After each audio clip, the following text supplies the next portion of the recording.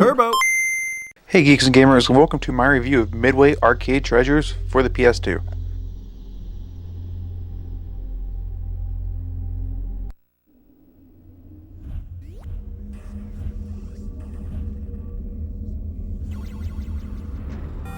Now, I grew up during the PS1 and N64 era, so I didn't get to really experience the arcade scene. So I love these kind of compilations, these compilations that come out that just cram a bunch of awesome arcade games together and kind of let you experience them for yourself. Some of the more notable ones are the ones by Midway, the ones by Taito, and the ones by Namco. And Midway used to be one of my favorite publishers growing up. I used to love their games on the N64. I used to absolutely love their games on the PS2. Including this collection and games like The Suffering and games like Spy Hunter and games like Mortal Kombat Deadly Alliance. Really great Midway games, and it sucks that they're gone. Midway went out of business and kind of got sucked up into WB, which really only use them nowadays for Mortal Kombat. But it's cool to go back and play this collection because you can see that when it came to the arcade scene, Midway were really a master of the craft. I used to love these games growing up, and just to list off some of the games that are on this collection, we have Spy Hunter, Defender, Defender 2, Gauntlet, Joust, Joust 2, Paperboy, Rampage, Robotron, 2084, Smash TV, Bubbles, Road Blaster, Blaster, Rampart, Sinistar, Super Sprint, Marble Madness, Tubin, Clax, Splat, Satan's Hollow, Vindicators, and Root Beer Chapter. Those are some great classic arcade games. Some of those names in there, like Joust and Defender and Rampage, are just some of the most classic arcade games I can possibly think of. This company really knew what they were doing back in the day when it came to arcade games. And there's some games on here you've probably haven't heard of, like games like Vindicators and Rampart, that are absolutely amazing arcade games that you probably haven't heard of.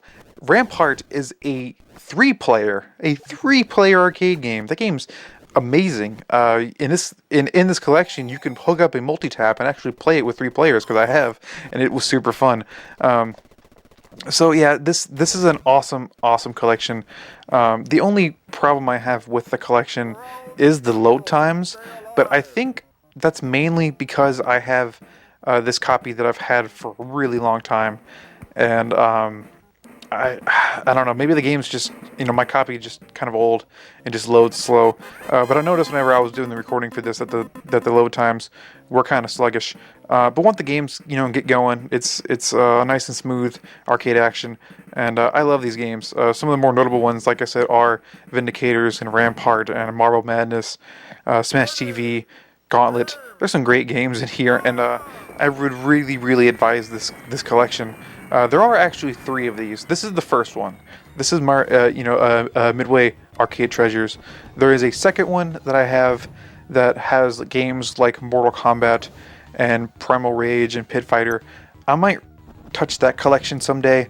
And then there's a third one, which I don't actually have, but I need to get my hands on, and it has a bunch of racing titles that are also really awesome. So that's pretty great that there's three of these Midway Arcade Treasures collection games you can go out and find, and for super cheap nowadays, and play all these amazing arcade games and just see what this publisher was all about, because they did make some of the best games of all time. Heck, I'm still a big Gauntlet fanboy to this day. I love Gauntlet so much. So this is a great collection. I would really advise you to pick this up if you're interested in arcade games and you've never played this publisher before, or you played it back in the day. It's a great collection, and I will totally recommend it. That was my review, geeks and gamers. I'll see you guys next time.